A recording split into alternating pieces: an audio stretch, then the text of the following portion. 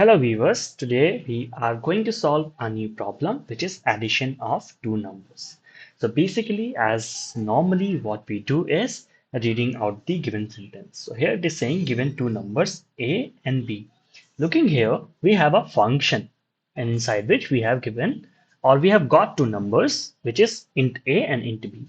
And it is saying your task is to return the sum of a and b. So as it is the integer type of function, so what do we have to do? We just have to return the integer value, which will be the sum of a and b. Directly we have to return like that. So let's see the other aspects which are saying, okay, the explanation is 1 and 2 is 3. Okay, so we'll come to our task and see what do we have here. You don't need to read the input or print anything. So it is simple as what we have done previously. We don't need to read anything. We don't need to print anything. What we just have to do is complete the function addition, which takes two numbers, which is a and b, and we just have to return their sum. So as we have understood, what do we have to do is I'm going to come here to code here. Coming to the next line, we just have to return the sum of a and b. There are two methods. The first method is return a plus b, and it will directly return the sum of a and b. So let's try compiling it and seeing if we are getting our answer.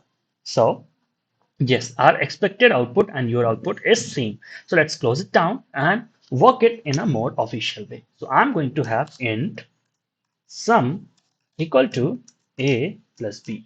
And then instead of returning a plus b, I'm going to return sum. So this is another method which will be very same, but taking of extra variable is something I always avoid.